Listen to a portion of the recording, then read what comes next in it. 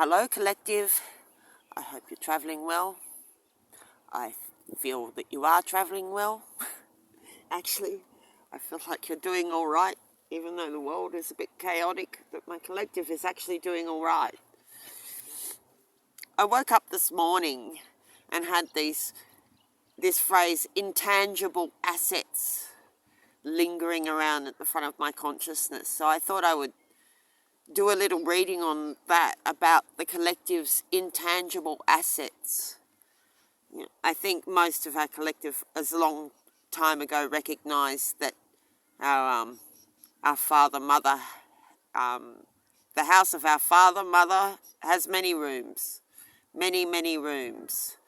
So even if we appear to lose one thing in form, that it's just an idea in mind and it can be replaced or replicated. That, home is a state of mind or a place in your heart. It doesn't have to be a tangible asset. But I felt some lingering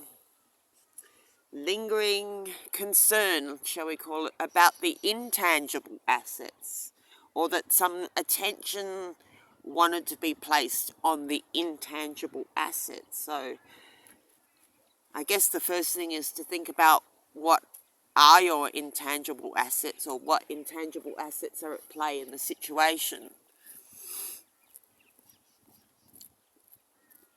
So I did throw a hexagram for that, and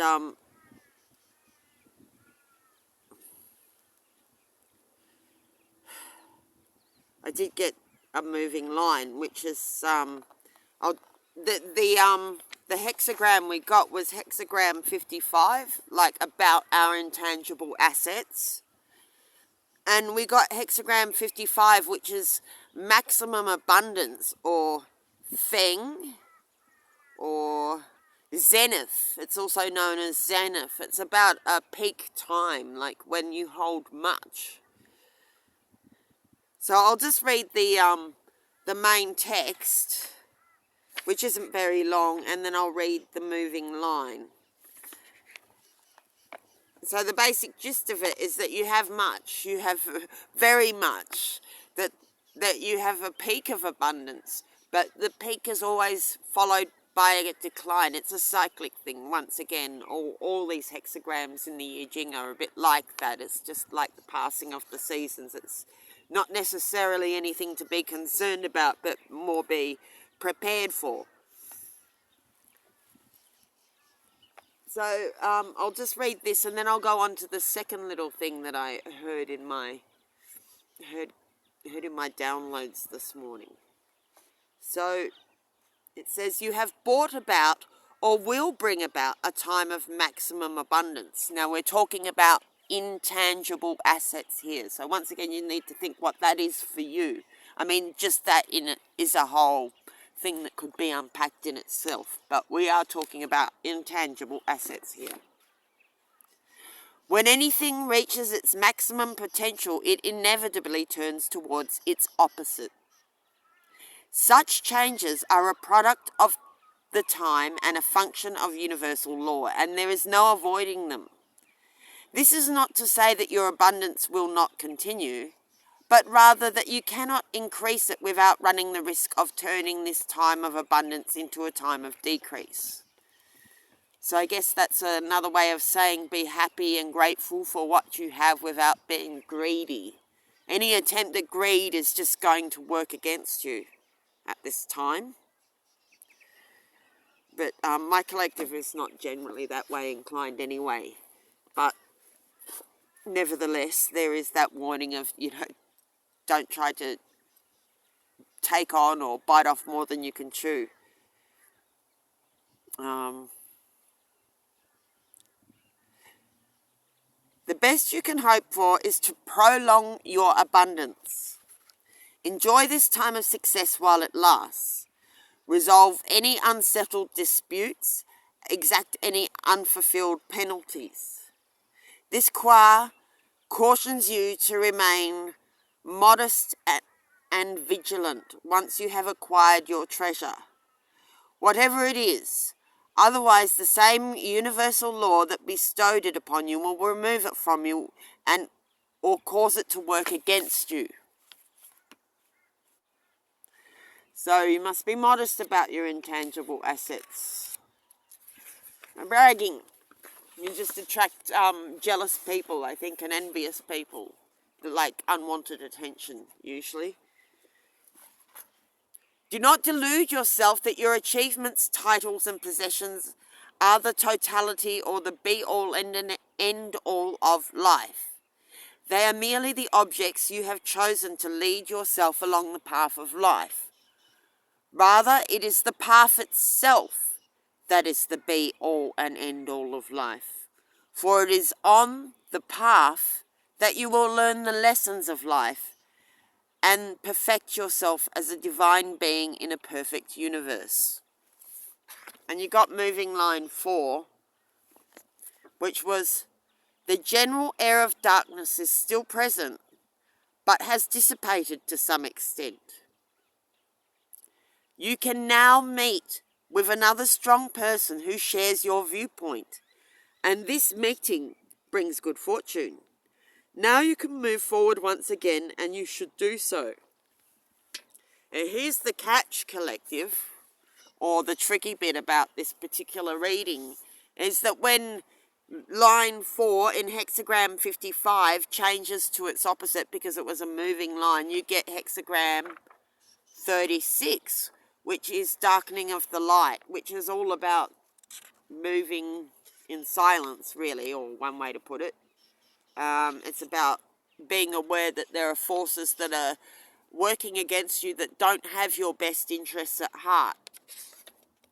Persecution, it's called in this particular book that I'm reading. Today I'm reading from Wu Wei, the I Ching, the Book of Answers. It's a green and brown covered book. The profound and timeless classic of the universal wisdom, Wu Wei. So anyway, Wu Wei calls hexagram 36 persecution. So I guess what the general gist of it is that you have full possession of these intangible assets right now, and that you are going to meet in the traditional text. It talks about meeting the Lord in a narrow street. So it's what that basically means is that it's a fated meeting, like an unexpected fated meeting, like the universe coordinates for you to bump into the person who you need to meet for. Either they're going to help you, you help them, some ideas are transmitted, maybe something's exchanged. Maybe they just give you some information you need, or maybe you work together on a project. It's, unclear about what the purpose of the meeting is. It's just more that you have a fated meeting with someone that can help further your aims. So, and then you get persecution. So I'm thinking that you maybe bump into an ally and someone who provides you with helpful information or assistance or whatever, just as you need them before this time of persecution kicks in. So you're I'm going to say well armed, but it doesn't feel like the right word, but forearmed or prepared or topped up. I'm not even sure what word to use. But somehow it feels like you're supposed to meet this person or get this information before the time of persecution, when you have to hide your light, basically, just for your own safety, as there's people who don't mean you or your intangible assets well. So, yeah, that's what I was feeling, actually. I think, there is some concern for myself. Like, I know that all my tangible assets can be replaced. The intangible assets, of course they come with you as they resonate with your energy, but there's, like for me, for example, some of my intangible assets include friendships with non-human persons, for example. How can you qualify that or measure that? Or, and those non-human persons couldn't come with me, and, they are exposed potentially to incursions from energies that don't mean well for them or don't care about them. So that's an example in my life.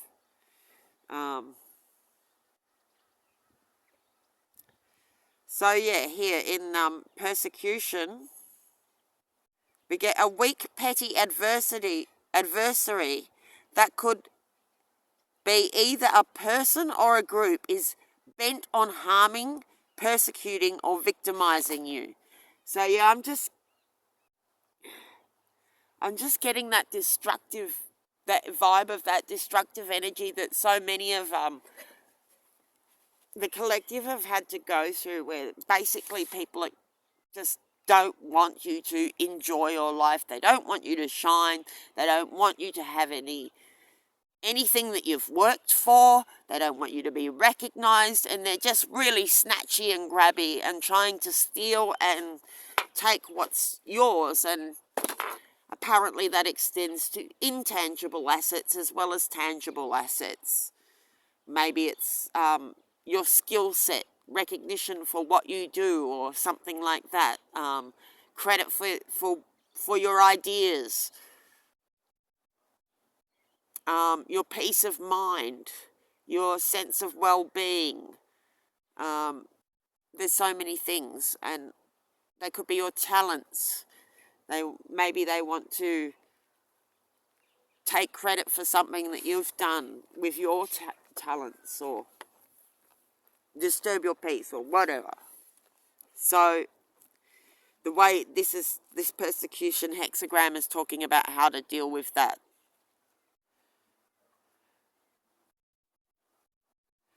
So the group is, or the person or a group is hell-bent on harming, persecuting, or victimizing you.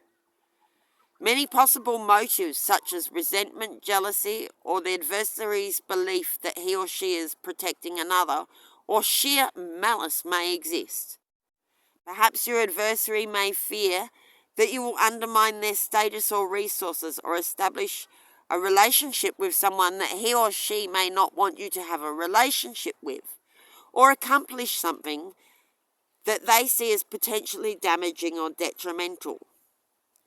Their persecution is an attempt to undermine you and weaken your position so that you will not be able to accomplish what they fear. If you maintain your position and succeeding in attaining your goal during this time of adversity,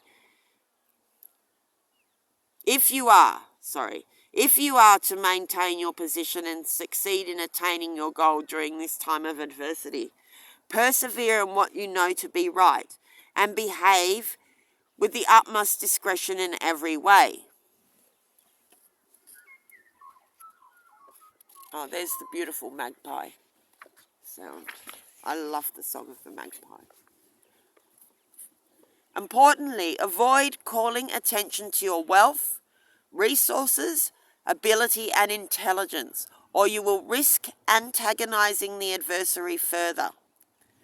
Continue to follow the path of honor and integrity, and always act from your higher nature rather than your lower. Be modest and unassuming. Avoid claiming credit for your accomplishments and share your credit with others. Do not abandon your goal unless you believe that you might cause irreparable harm to yourself or to others if you persist. So yes, it's very much about continuing very quietly, humbly. It's like doing good very quietly, humbly, almost secretively. You know what your intangible assets are, and you must continue to work with them and persevere, but without expanding and without being flashy or gaining attention. Like, you've got to continue basically under the radar. And yeah, I guess there's just a lot of envy and jealousy and, oh, here I'm getting that narcissistic vibe of, these people who are just like black holes who cannot be happy inside themselves. They are not generating creativity or love from their own source. They're not connecting to source. They're not tapping into themselves. They're just like hungry ghosts, black holes, and they just cannot accept that you can be happy, and they want to snatch that from you, even if it's just to destroy it. The thief comes to kill, steal, and destroy. And we can see examples of that all around us. They're not really in possession of themselves, these people.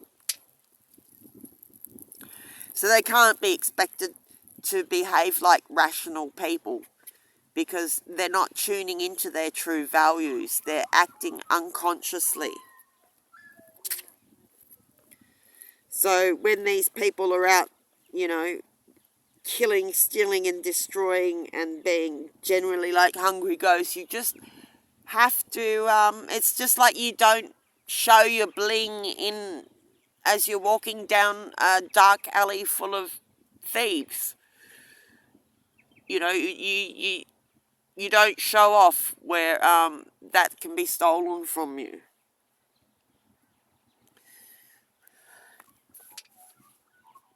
This is not to say that you behave like this permanently. It's just for a time. While they're so intent and fixated on stealing what's yours, avoid showing them what else you've got under the bonnet there.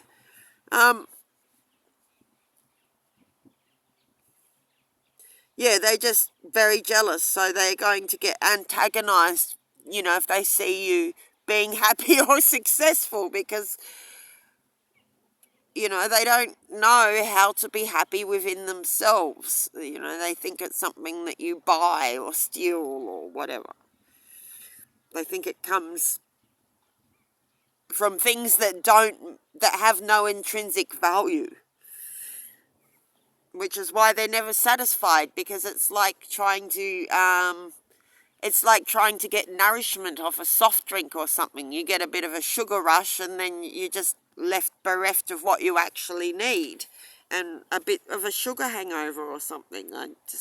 Lots of people are filling up their lives with, trying to fill basically what is a God-shaped hole with a bunch of tangible assets that, are not going to bring them happiness, because happiness doesn't come from tangible assets. I mean, it certainly helps to have a roof over your head. It certainly helps to have the things that you need to function in this world.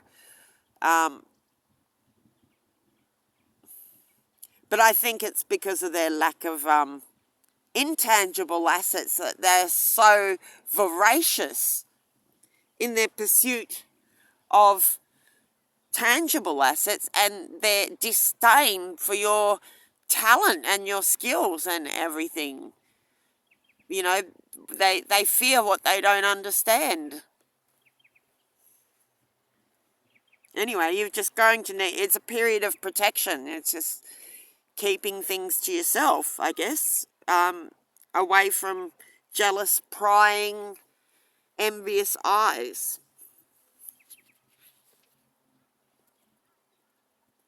So the best way to guarantee your success in this situation is to bide your time, to go about your affairs with the utmost discretion and caution,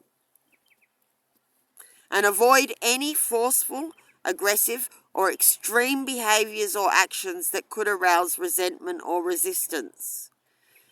Be content with any minor gains you can make while remaining inwardly persevering and reaching your goal.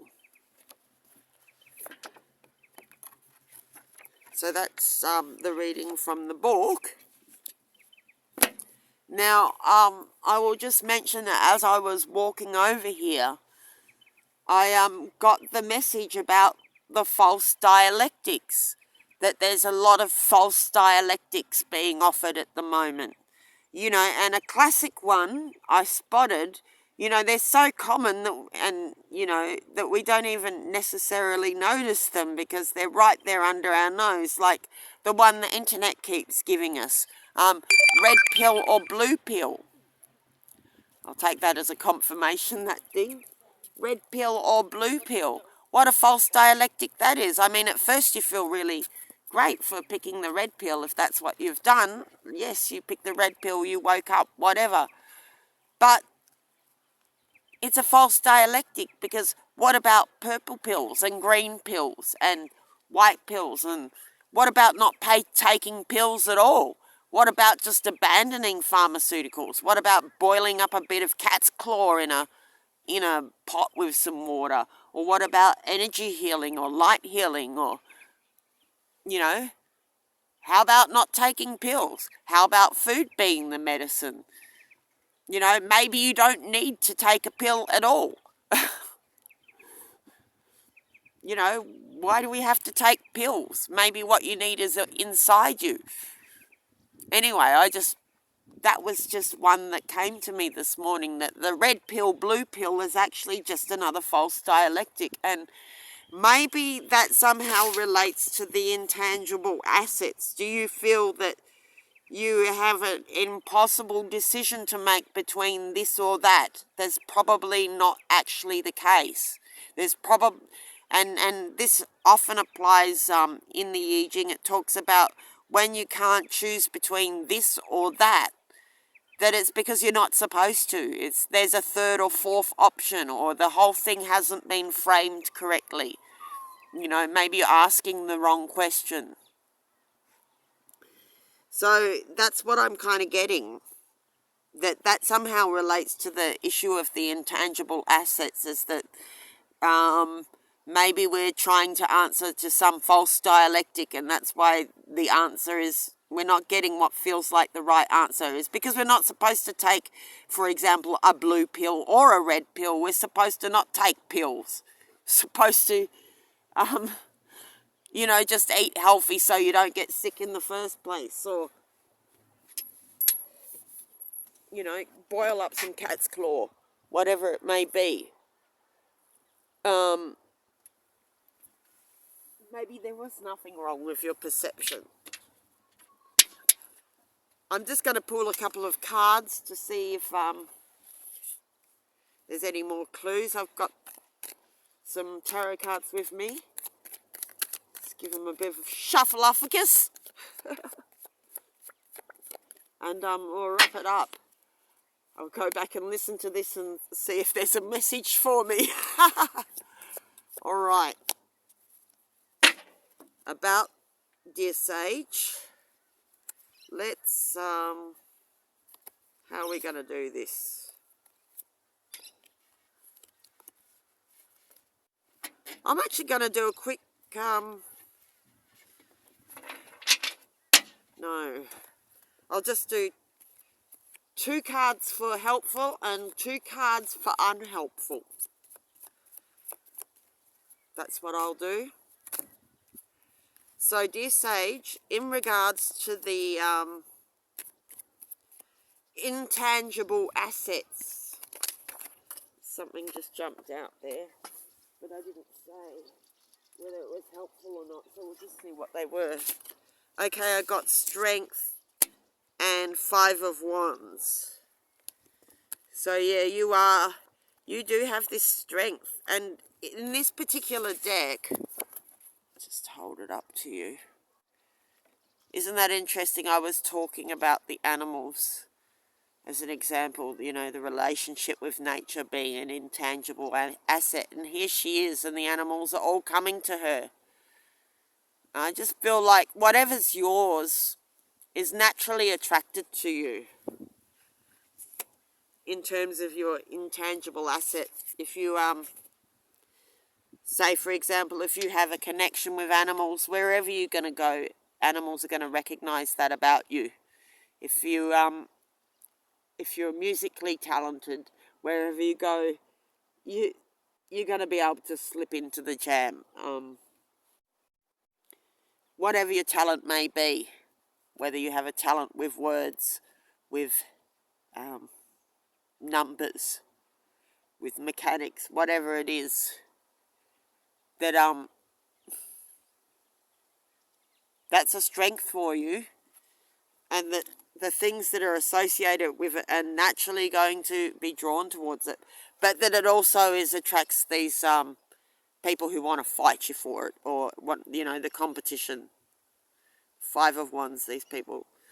That's just part of the way things happen in 3D world. You're still dealing with a lot of these people operating on lower frequencies. You show strength and somebody's gonna, have a problem with that because of their own insecurities. It's just part of how it goes sometimes. Alright, so for this particular moment, for the person watching this video, about their intangible assets, on the helpful side, please, Lord. 2 just jumped out. I'll take them. And so we've got 6 of Wands. You are victorious. And Chariot. Oh, isn't that great? So you're winning. Look what we got here. We've got the 6 of Wands. You're winning and you're going somewhere with your intangible assets. It's actually a vehicle. Your talents, your gifts are the vehicle that it's going to carry you forward. And you will continue to win. I think you do still have to follow this advice about being humble and moving in silence. And keeping the information that the person you meet in a narrow street or in a narrow lane, or however it works out, this person who you're destined to exchange some energy, information, or fun with, what was I going to say about that? Some people just walked by and distracted me.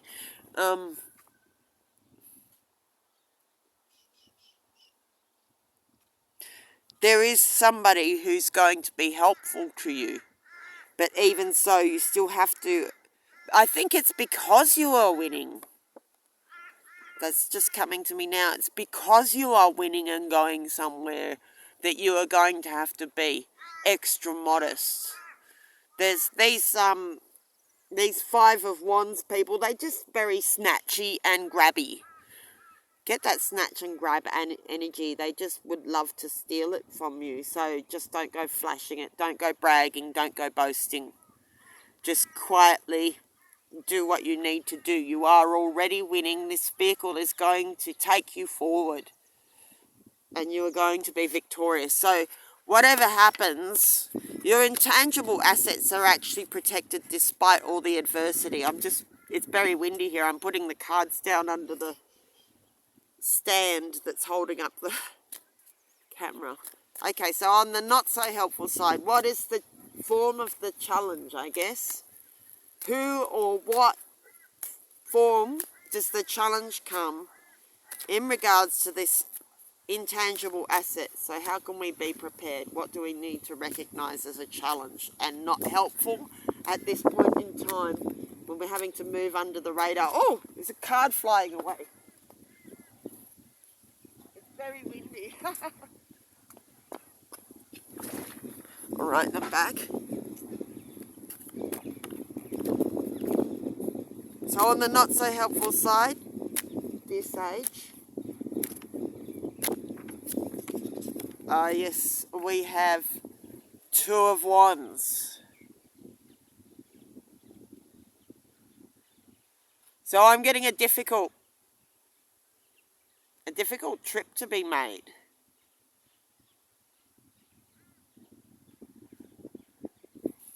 Maybe. Or maybe you have to go somewhere you don't really want to go. Or I need some clarification. Let's not settle on that. I think I need some clarification. Please, clarification card. dear sage, on why this Two of Wands is not helpful. Maybe it's just not the time. Actually, that's what I'm... Maybe it's not the right time to set out on that trip. Yeah, I just heard the word ambush. Maybe you don't, like I've actually done a lot of this myself, hitchhiking with a backpack. And you really have to trust your gut about which car you get into. When to leave and when to, what to take with you and all of that. And I'm just getting, it's not the time to take risks traveling. Just to listen to your gut feeling. And if it says, if you've been redirected, if you got held up in traffic for 5 minutes and had to take a detour, that call in your protection, because those detours could be your protection, if you know what I'm saying. Like, it's a cosmic timing thing. If you get, I'll try and say it again, I didn't say that very well. Trust your gut. If you just feel you want to leave in 5 minutes time instead of right away, you just feel you're not quite ready to leave yet for some unknown reason, trust that. If you're feeling you have to go now and not later, trust that. Like, I'm just getting to trust your instincts when traveling.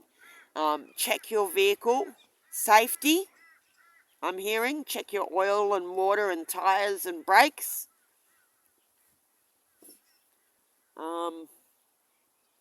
Check you've got some contacts with you. And I'm just hearing it's about timing. Just trust your gut with the timing of any trips you have to make. That maybe timing is important. Maybe here, actually, I'm getting, she's traveling on her own. Maybe it's not the best time for traveling on your own. In the other side, on the helpful side where you're winning, she's actually got company there.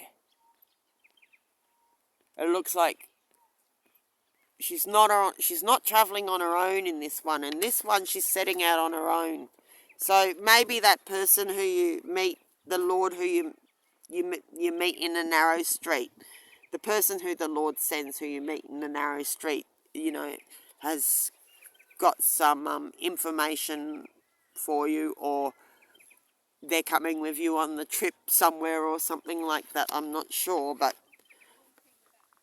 if this is on the not helpful side, I'm feeling like it's not a time to set off hitchhiking on your own,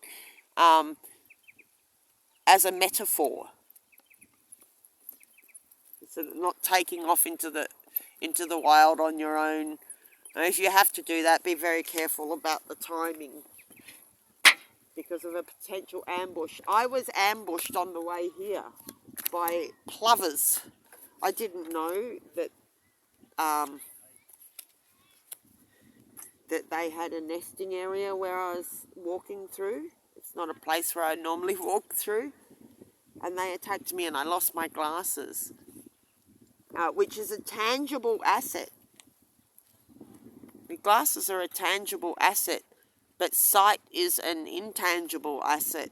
And I was able to read this book, even though I lost my tangible asset of my glasses being ambushed by plovers on the way here. I still managed to use my intangible asset, my sight, to read for you, which is a gift.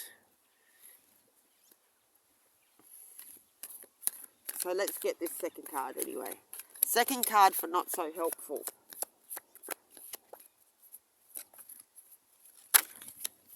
Second card, dear sage, please, for the collective watching this video, not so helpful. In regards to the protecting the intangible assets. I mean, because that's really what it's about. It's about protecting them, isn't it? Having been indicated that somebody wants to take them from you. So not so helpful in regards to the intangible assets. Okay, and what I got was 6 of Pentacles upside down.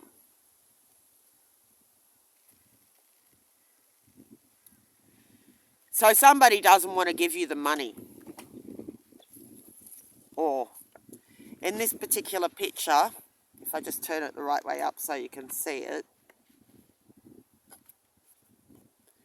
It's like the bank manager's giving the lady a loan. He's going, yes, here, I give you this money. She's very happy. So,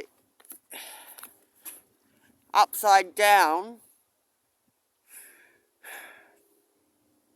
maybe you're not going to get financial help you're expecting, or somebody's going to try and deny you some financial help, or it's not the right time to ask, is what I'm hearing right now. It might just be a timing thing. Maybe it's not the right time to set out and ask for that loan. Or maybe it's just that somebody doesn't want to give you your money. So that's what you're working with. But nevertheless, you manage. You get victory in this situation anyway. But notably, it's you getting victory in the wands department and in the forward movement department. Maybe trying to recoup something that was stolen from you in the past is a waste of energy, or it's not going to be successful. Maybe there's more success in moving forward. Like in moving forward with help, by the looks of it. The person possibly who you meet in the narrow lane. So, and this is not necessarily moving forward in a geographical sense, although it very well could be. It could be just moving forward with your project. You're going to move forward quietly, humbly, and very sneakily have a massive success and be very quiet about it. Now, wands is fire. So it's success in expressing yourself, I think, in a self-expression kind of a way. That's what brings you forward, is your self-expression. Maybe telling your story.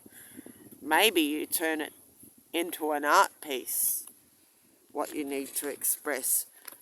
It doesn't look like, it looks like a bit of loss of money or assets over here on the not so helpful side. But you managed to succeed anyway. So what I'm hearing in my head is a very common I Ching saying, which is take not loss or gain to heart, but continue moving forward in virtue.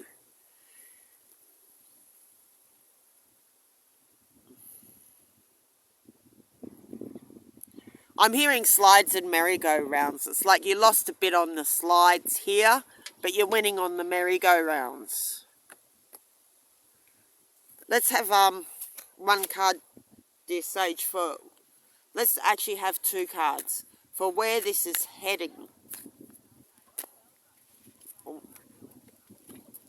Maybe like, what's a good direction to move forward to? Where is this heading? This age. Okay, and I got the Emperor.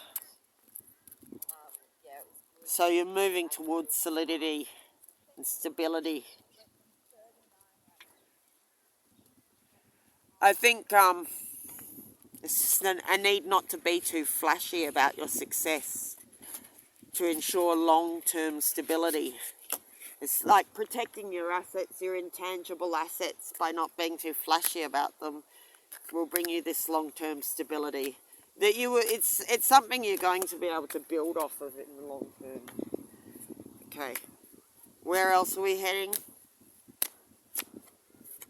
And we got, oh, isn't that a nice place to end the reading? We got the Ten of Chalices, so it's complete fulfillment. I'm hearing keep your eyes on the long story. That this is a longer story than the immediate loss. So there's obviously some kind of loss here with the Six of Pentacles. I'm just hearing that not all money is good money. Some money is cursed. Or some gifts, some material assets are, they come dirtied. They come with strings attached. Maybe you don't really want them. And not to worry, because this is where you're ending up, is with the Emperor and the Ten of Chalices. So, generational wealth and happiness. So this is true happiness here. It's the whole family celebrating. It's actually the rainbow. See the rainbow?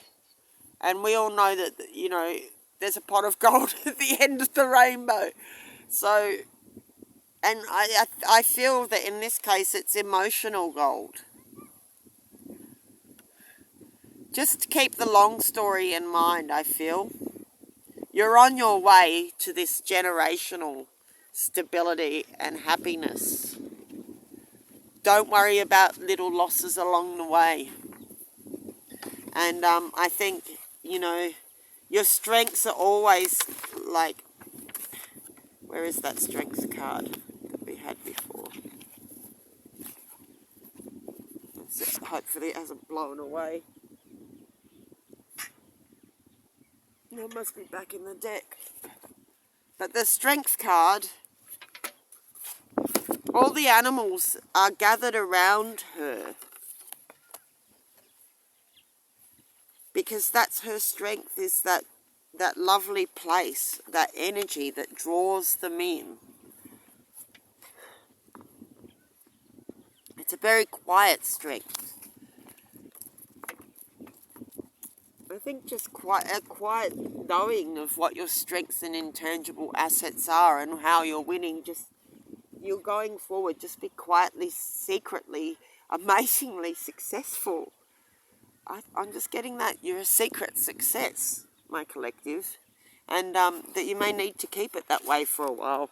But it's all for a very good reason and outcome. I'll leave it there. This is quite a long reading, much longer than I intended.